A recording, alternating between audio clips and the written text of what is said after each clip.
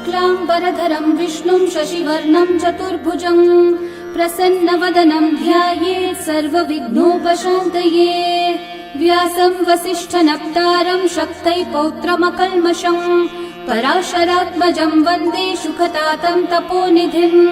व्यासाय विष्णुरूपाय व्यासरूपाय विष्णवे नमो वै ब्रह्मनिधये वासिष्ठाय नमो नमः। अविकाराय शुद्धाय नित्याय परमात्मने सदैकरूपरूपाय विष्णवे सर्वजिष्णवे। यस्य स्मरणमात्रेण जन्म संसारबन्धनात् विमुच्यते नमस्तस्मै विष्णवे प्रभविष्णवे। ॐ नमो विष्णवे प्रभविष्णवे। श्रीवैशम्पायन उवाच श्रुत्वा धर्मानशेषेण पावनानि च सर्वशः युधिष्ठिरः शान्तनवं पुनरेवाभ्यभाषत। युधिष्ठिर उवाच किमेकं दैवतं लोके किं वाप्येकं परायणम् स्तुवन्तः कमर्चन्तः प्राप्नुयुर्मानवा शुभम्।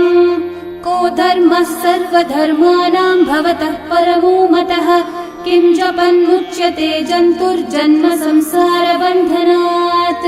श्रीभीष्म उवाच जगत्प्रभुं देवदेवम् अनन्तं पुरुषोत्तमं स्तुवन्नामः सहस्रेण पुरुषस्तततोत्थितः तमेव चार्चयन् नित्यं भक्त्या पुरुषम् अव्ययम् ध्यायन् स्तुवन्नमस्यं च यजमानस्तमेव च। अनादिनिधनं विष्णुं सर्वलोकमहेश्वरम् लोकाध्यक्षं स्तुवन्नित्यं सर्वदुःखातिगो भवेत्। ब्रह्मण्यं सर्वधर्मज्ञं लोकानां कीर्तिवर्धनम् लोकनाथं महद्भूतं सर्वभूतभवोद्भवम्। एष मे सर्वधर्माणां धर्मोऽधिकतमो मतः यद्भक्त्या पुण्डरीकाक्षं स्तवैरर्चैर्नरः सदा। परमं यो महत्तेजः परमं यो महत्तपः परमं यो महद्ब्रह्म परमं यः परायणम्। पवित्राणां पवित्रं यो मङ्गलानां च मङ्गलम् देवतं देवतानां च भूतानां यो व्ययः पिता यतः सर्वाणि भूतानि भवन्त्यादियुगागमे यस्मिंश्च प्रलयं यान्ति पुनरेव युगक्षये तस्य लोकप्रधानस्य जगन्नाथस्य भूपते विष्णोर्नाम सहस्रं मे शृणु पापभयापहम्। यानि नामानि गौणानि विख्यातानि महात्मनः ऋषिभिः परिगीतानि तानि वक्ष्यामि भूतये। ऋषिर्नाम्नां सहस्रस्य वेदव्यासो महामुनिः छन्दोऽनुष्ठुप् तथा देवो भगवान् देवकीसुतः अमृतांशोद्भवो बीजं शक्तिर्देवकीनन्दनः त्रिसामा हृदयं तस्य शान्त्यर्थे विनियुज्यते। विष्णुं जिष्णुं महाविष्णुं प्रभविष्णुं महेश्वरम् अनेकरूपदैत्यान्तं नमामि पुरुषोत्तमम्। अस्य श्रीविष्णोर्दिव्यसहस्रनाम स्तोत्रमहामन्त्रस्य श्रीवेदव्यासो भगवान् ऋषिः अनुष्ठुप्छन्दः श्रीमहाविष्णुः परमात्मा श्रीमन्नारायणो देवता अमृतांशोद्भवो भानुरिति बीजम् देवकीनन्दनः सृष्टेति शक्तिः उद्भवः क्षोभणो देव इति परमो मन्त्रः शङ्ख बृह्नन्दकी चक्रीति कीलकम् शार्ङ्गधन्वा गदाधर इति अस्त्रम् रथाङ्गपाणिरक्षोभ्य इति नेत्रम् त्रिसामा सामगः सामेति कवचम् आनन्दम् परब्रह्मेति योनिः ऋतुः सुदर्शनः काल इति दिग्बन्धः श्रीविश्वरूप इति ध्यानम् श्रीमहाविष्णुः प्रीत्यर्थे सहस्रनाम जपे विनियोगः।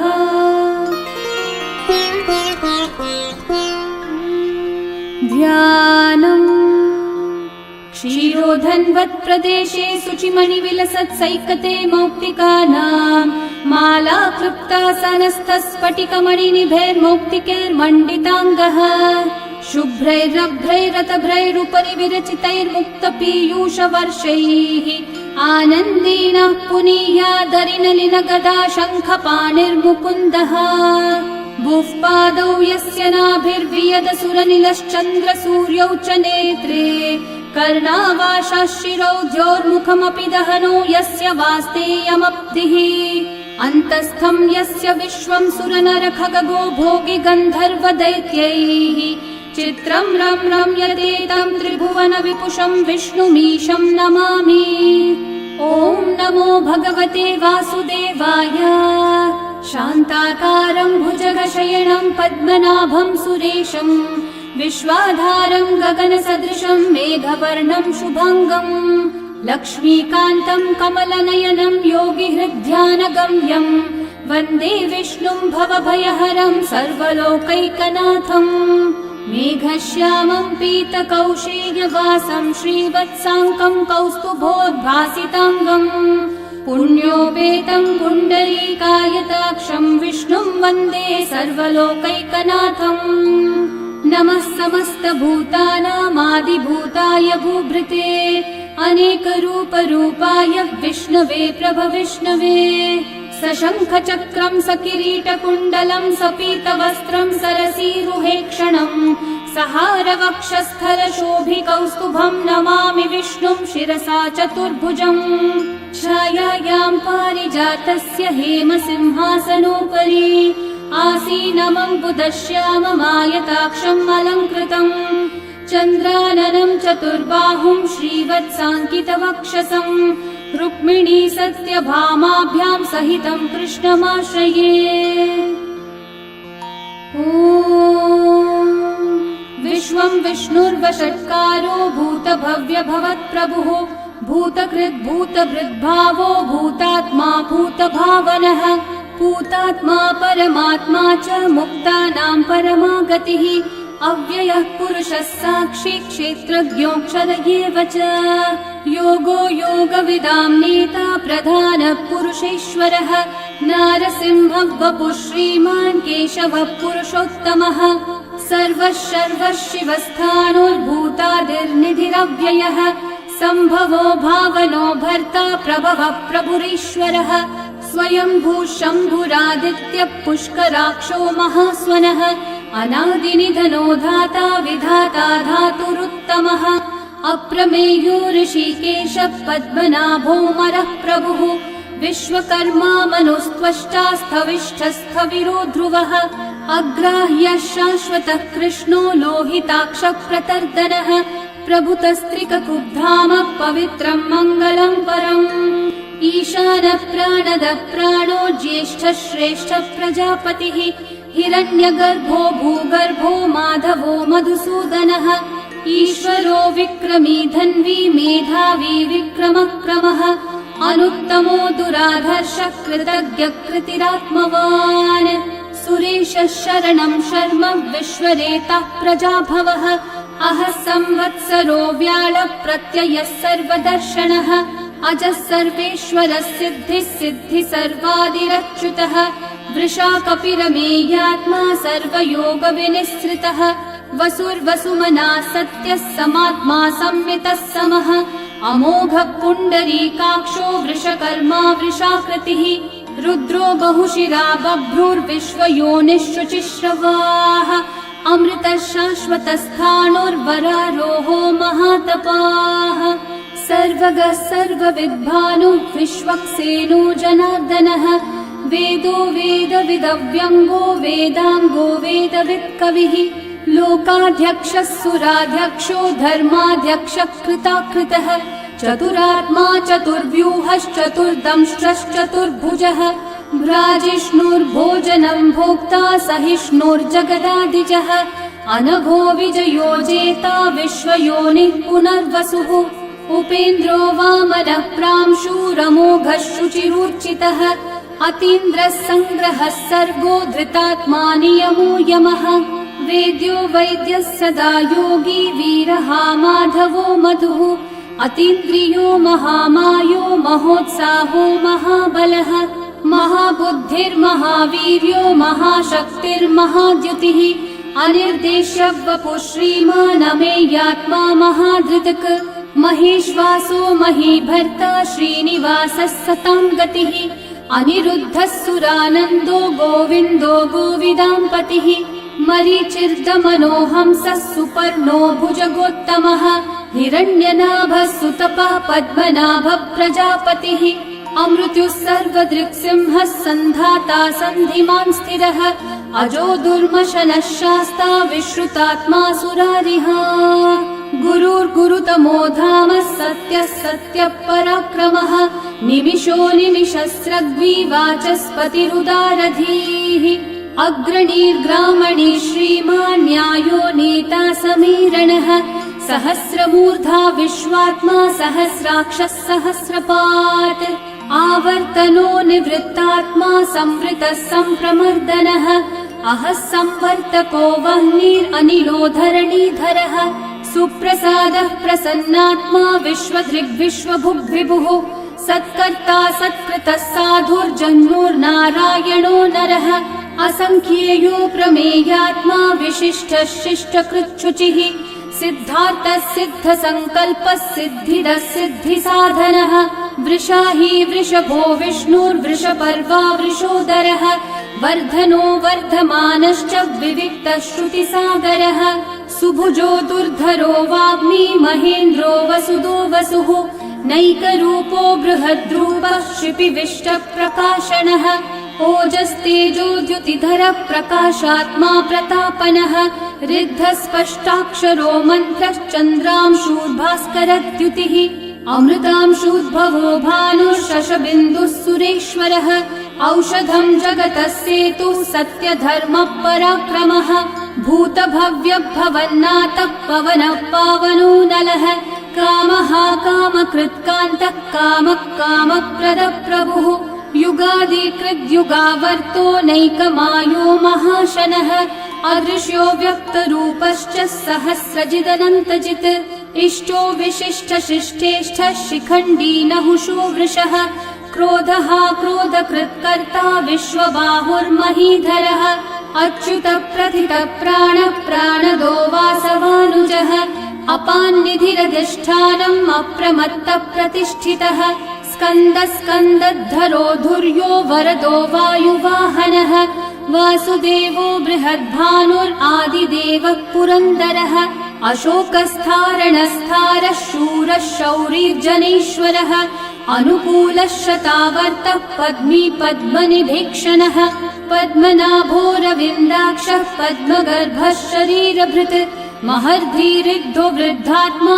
महाक्षो गरुडध्वजः अतुलः शरभो भीमः समयज्ञो हविर्हरिः सर्वलक्षणलक्षण्यो लक्ष्मीवान् समितिञ्जयः विक्षरो रोहितो मार्गो हेतुर्दामोदरः सहः महीधरो महाभागो वेगवानमिताशनः उद्भवक्षोभणो देवः श्रीगर्भः परमेश्वरः करणं कारणं कर्ता विकर्ता गहनो गुहः व्यवसायो व्यवस्थानः संस्थानस्थानदो ध्रुवः परर्धि परमस्पष्टः तुष्टः पुष्टः शुभेक्षणः रामो विरामो विरतो मार्गो नेयो नयो नयः वीरशक्तिमतां श्रेष्ठा धर्मो धर्मविदुत्तमः वैकुण्ठः पुरुषः प्राणः प्राणदः प्रणवपृथुः हिरण्यगर्भः शत्रुघ्नो व्याप्तो वायुरधोक्षजः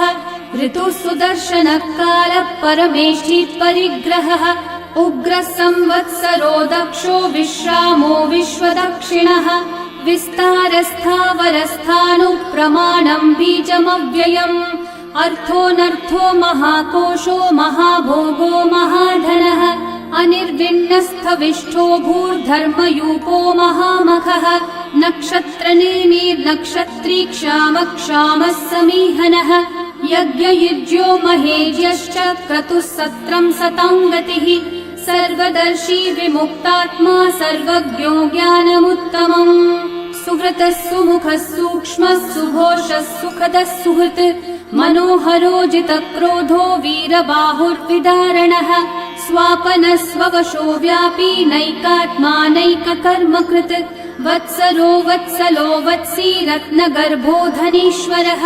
धर्मकृद्धर्मी सदसक्षरमक्षरम् अविज्ञाता सहस्रांशूर्विधाता कृतलक्षणः गभस्तिनेमि सत्त्वस्थः सिंहो भूतमहेश्वरः आदिदेवो महादेवो देवेशो देवभृद्गुरुः उत्तरो गोपतिर्गोप्ता ज्ञानगम्यः पुरातनः शरीरभूतभृद्भोक्ता कपीन्द्रो भूरि दक्षिणः सोमपोऽमृतपः सोमः पुरुजित्पुरुसत्तमः विनयोजयः सत्यसन्धो दाशारः सात्वतां पतिः जीवो विनयिता साक्षी मुकुन्दोऽमितविक्रमः अम्भो निधिरनन्तात्मा महोदधिशयोऽन्तकः अजो महार्हः स्वाभाव्यो जितामित्रप्रमोदनः आनन्दो नन्दनो नन्दः सत्यधर्मा त्रिविक्रमः महर्षि कपिलाचार्य कृतज्ञो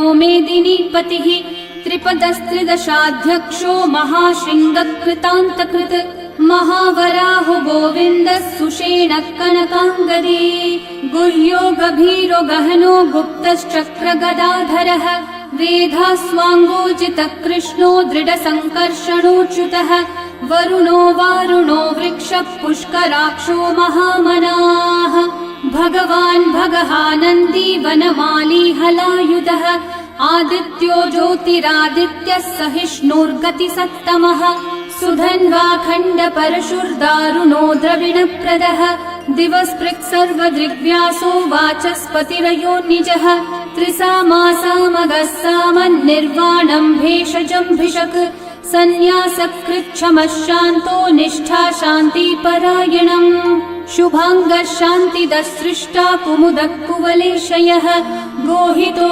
गोपतिर्गोप्ता वृषभाक्षो वृषप्रियः अनिवर्ती निवृत्तात्मा संक्षेप्ताक्षेमकृच्छिवः श्रीवत्सवक्षा श्रीवास श्रीपति श्रीमतांवरः श्रीधर श्रीश श्रीनिवास श्रीनिधि श्रीविभावनः श्रीधर श्रीकर श्रेय श्रीमान् लोकत्रयाश्रयः स्वक्षस्वङ्गः शतानन्दो नन्दिर्ज्योतिर्गणेश्वरः विजितात्मा विधेयात्मा सत्कीर्तिश्चिन्न संशयः उदीर्णः सर्वतश्चक्षुरनीशः शाश्वतस्थिरः भूषयो भूषणो भूतिर्विशोकः शोकनाशनः अर्चिष्मान् अर्चितः कुम्भो विशुद्धात्मा विशोधनः अनिरुद्धो प्रतिरथः प्रद्युम्नोमितविक्रमः कालनेमी निहावीरः शौरी शूरजनेश्वरः त्रिलोकात्मा त्रिलोकेशः केशवः केशिहा हरिः कामदेवः कामपालः कामिकान्तः कृतागमः अनिर्देश्य वपुर्विष्णु वीरोऽनन्तो धनञ्जयः ब्रह्मण्यो ब्रह्मकृद्ब्रह्मा ब्रह्म ब्रह्मविवर्धनः ब्रह्मविद् ब्राह्मणो ब्रह्मी ब्रह्मज्ञो ब्राह्मणप्रियः महाकर्मो महाकर्मा महातेजा महोरगः महाक्रतुर्महायज्वा महायज्ञो महाहविः स्तव्यस्तव प्रियस्तोत्रम् स्तुतिस्तोतारणप्रियः पूर्णपूरयिता पुण्यकीर्तिरणामयः मनोजवस्तीर्थकरो वसुरेता वसुप्रदः वसुप्रदो वासुदेवो वसुर्वसुमनाहविः सद्गति सत्कृति सत्ता सद्भूति सत्परायणः शूरसेनो यदुश्रेष्ठः सन्निवासः सुयामुनः भूता वासो वासुदेवः सर्वासु निलयो नलः दर्पः दर्पदो दृप्तो दुर्धरोऽथा पराजितः विश्वमूर्तिर्महामूर्तिर्दीप्तमूर्तिरमूर्तिमान् अनेकमूर्तिरव्यक्तः शतमूर्तिः एकोनैकः स वः किं यतत्पदमनुत्तमम् लोकबन्धुर्लोकनाथो माधवो भक्तवत्सलः सुवर्णवर्णो हेमाङ्गो वराङ्गश्चन्दनाङ्गदे वीरः विषमः शून्यो घृताशीरशलश्चलः अमानी मानदो मान्यो लोकस्वामी त्रिलोकधृक् सुमेधा मेधजो धन्यः सत्यमेधाधराधरः तेजो वृषो द्युतिधरः सर्वशस्त्रभृताम्बरः प्रग्रहो निग्रहो व्यग्रो नैकः शृङ्गो गदाग्रजः चतुर्मूर्तिश्चतुर्बाहुश्चतुर्व्यूहश्चतुर्गतिः चतुरात्मा चतुर्भावश्चतुर्वेदविदेकपात् समावर्तो निर्वृत्तात्मा दुर्जयो दुरतिक्रमः दुर्लभो दुर्गमो दुर्गो दुरावासो दुरारिहा शुभांगो लोकसारंगः सुतन्तुस्तन्तुवर्धनः इन्द्रकर्मा महाकर्मा कृतकर्मा कृतागमः उद्भवः सुन्दर सुन्दो रत्ननाभः सुलोचनः अर्को वाजस्सनः शृङ्गी जयन्तः सर्वविजयी सुवर्णबिन्दु रक्षोभ्यः सर्ववागीश्वरेश्वरः महाहृदो महागर्तो महाभूतो महानिधिः कुमुदः कुन्दरः कुन्दः पर्जन्यः पावनो निलः अमृताशोऽमृतवपुः सर्वज्ञः सर्वतोमुखः सुलभः सुव्रतः सिद्धः शत्रुजिच्छत्रुतापनः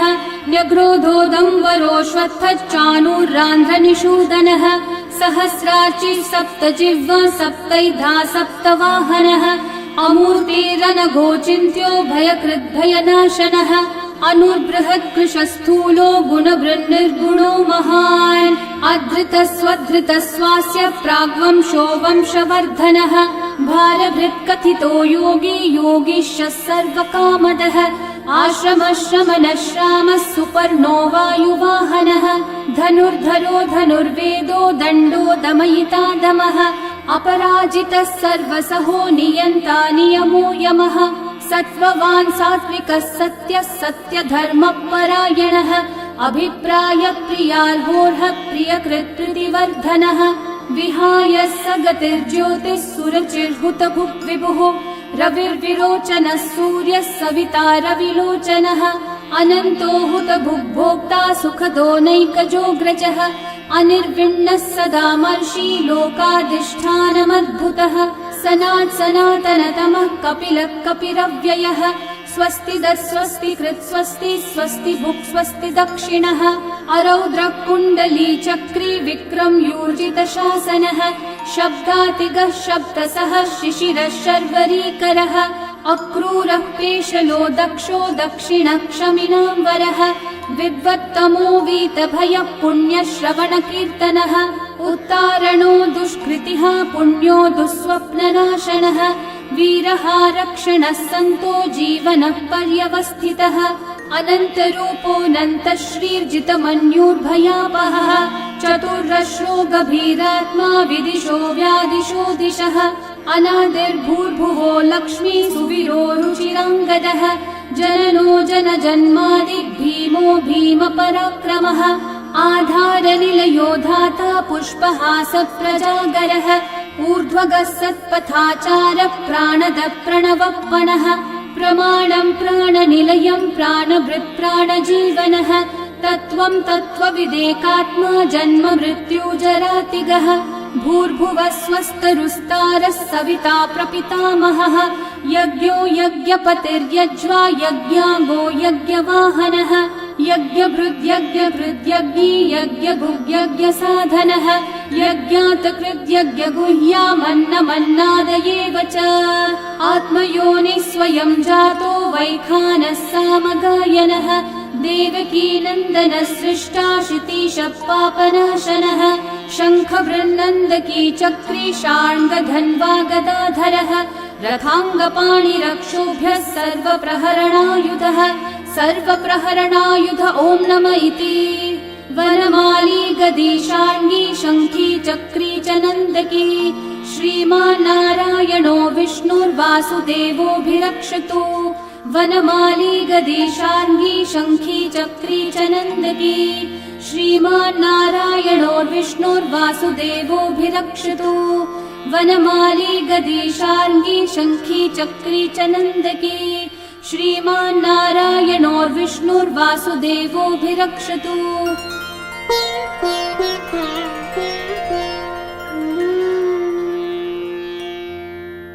इतीदं कीर्तनीयस्य केशवस्य महात्मनः नाम्नां सहस्रं दिव्यानामशेषेण प्रकीर्तितम् य इदं शृणुयान् नित्यं यश्चापि परिकीर्तयेत् नाशुभं प्राप्नुयात् किञ्चित् सोमुत्रेह च मानवः वेदान्तगो ब्राह्मणः स्यात् क्षत्रियो विजयी भवेत् वैश्यो धनसमृद्धः स्यात्, शूद्रः सुखमवाप्नुयात्। धर्मार्थी प्राप्नुयात् धर्मम्, अर्थार्थी चार्थमाप्नुयात्। कामानवाप्नुयात् कामी, प्रजार्थी चाप्नुयात् प्रजाम्। भक्तिमान् यः सदोत्थाय, शुचिस्तद्गतमानसः, सहस्रं वासुदेवस्य नाम्नामेतत् प्रकीर्तये। यशः प्राप्नोति विपुलं, याति प्राधान्यमेव च। अचलां श्रियमाप्नोति, श्रेय प्राप्नोत्यनुत्तमम्। न भयं क्वचिदाप्नोति, वीर्यं तेजश्च विन्दति। भवत्यरोगो द्युतिमान्, बलरूपगुणान्वितः। रोगार्तो मुच्यते रोगात्, बद्धो मुच्येत बन्धनात्। भयान्मुच्येत भीतस्थो, मुच्येतापन्न आपदः। दुर्गान्यतितरत्याशु, पुरुषः पुरुषोत्तमम्। स्तुवन्नाम सहस्रेण, नित्यं भक्ति समन्वितः। वासुदेवाश्रयो मर्त्यो, वासुदेवपरायणः। सर्वपापविशुद्धात्मा, याति ब्रह्म सनातनम्। न वासुदेव भक्तानामशुभं विद्यते क्वचित्। जन्म मृत्यु जरा व्याधि, भयं नैवोपजायते। इमं स्तवमधीयानः, श्रद्धा भक्ति समन्वितः। युज्येतात्मसुखः शान्ति, श्रीधृति स्मृतिकीर्तिभिः। न क्रोधो न च मात्सर्यं, न लोभो नाशुभा मतिः। भवन्ति कृतपुण्यानां, भक्तानां पुरुषोत्तमे। द्यौ स चन्द्रार्कनक्षत्राखं, दिशो भूर्महो दधिः। वासुदेवस्य वीर्येण विदतानि महात्मनः। ससुरासुरगन्धर्वं, स यक्षोरगराक्षसम्। जगद्वशे वर्ततेदं, कृष्णस्य सचराचरम्। इन्द्रियाणि मनोबुद्धिः, सत्त्वं तेजो बलं द्युतिः। वासुदेवात्मकन्याहुः, क्षेत्रं क्षेत्रज्ञ एव च। सर्वागमानामाचार प्रथमं परिकल्पते। आचार प्रभवो धर्मो, धर्मस्य प्रभुरच्युतः। ऋषयः पितरो देवा, महाभूतानि धातवः। जङ्गमाजङ्गमं चेदं, जगन्नारायणोद्भवम्। योगो ज्ञानं तथा साङ्ख्यं, विद्या शिल्पादिकर्म च। वेदाः शास्त्राणि विज्ञानम्, एतत् सर्वं जनार्दनात्। एको विष्णुर्महद्भूतं, पृथक् भूतान्यनेकशः। त्रीन् व्याप्य भूतात्मा, भुङ्क्ते विश्वभुगव्ययः। इमं स्तवं भगवतो विष्णोर्व्यासेन कीर्तितम्। पठ्येद्य इच्छेत् पुरुषः, श्रेयः प्राप्तुं सुखानि च। विश्वेश्वरमजं देवं, जगतः प्रभुमव्ययम्। भजन्ति ये पुष्कराक्षं, न ते यान्ति पराभवम्। न ते यान्ति पराभवम्। ॐ नमः इति। अर्जुनोवाच पद्मपत्रविशालाक्षः, पद्मनाभः सुरोत्तम।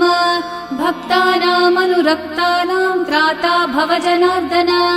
श्रीभगवानुवाच यो मां नाम सहस्रेण, स्तोतुमिच्छति पाण्डव। सोऽहमेकेन श्लोकेन, स्तुतयेव न संशयः।